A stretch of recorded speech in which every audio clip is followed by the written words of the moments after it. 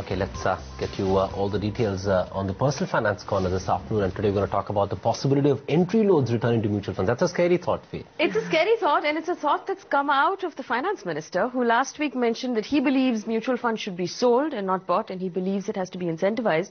Now, if we read into that in between the lines, it means entry load. Let's find out from Dhirendra Kumar how far away that statement is from us actually seeing entry loads coming back. Dhirendra, if we look at that statement very closely, the message was fairly clear. Do you believe then there is a possibility of entry loads returning to this market? Anything can happen. You know, entry load is a way financial products are sold globally, and it was one of the first few experiments in India.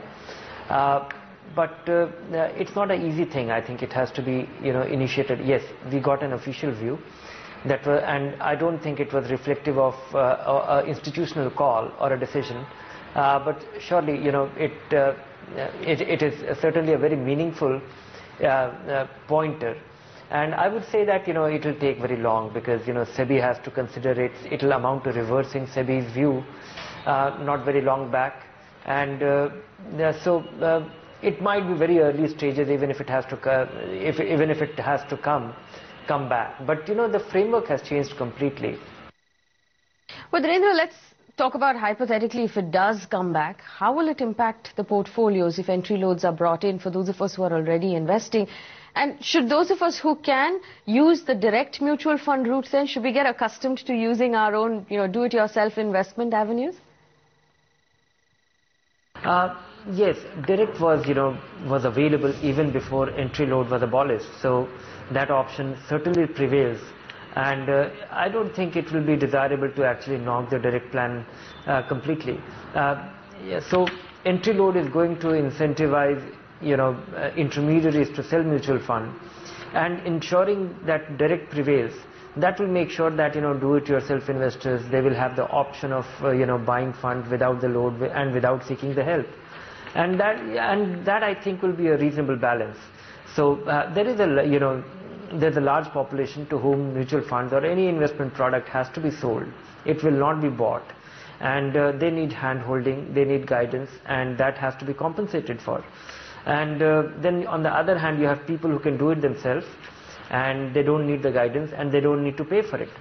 So these are two things, and of course this will amount to differential pricing, and bringing about a transparent framework that whatever the investor is paying, he should be aware of it. That I think is crucial. All right, so those of us who can do our own investments, we should get accustomed to doing it ourselves through that direct route. We have a question from one of our viewers. Umesh has written in, Dhirendra. He's 32 years old with a monthly income of 57,000 rupees.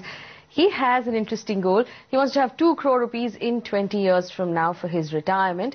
And he already is setting aside about 2,000 rupees per month in the ICICI Focus Blue Chip, SBI Emerging Business, and the Birla Sun Life Equity Fund. He wants to know if this is the right way to go to hit his target of 2 crore rupees. What's your advice?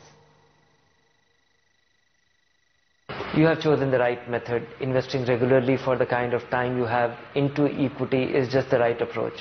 You have also chosen good funds, but I would just suggest minor tweak in your selection, which is, because you have time on your side, it is good to invest in funds which are which are aggressive funds, or at least very well diversified. They are not narrowly defined. You have chosen a fund which will invest only in a limited universe. That may not be advantageous. So from that standpoint, something like ICICI Prudential Focus Blue Chip Fund is a good large cap fund, but it may not be the finest choice given your time frame, and it may not be a great long-term pick, because you need to be in a fund which is investing across the market. So, and just to give you a sense of the magic of compounding, about 9,000 rupees a month invested every month, if it earns 18% annualized, it will accumulate to about 2 crore. But also keep in mind that 2 crore after 20 years will not be worth 2 crore of today.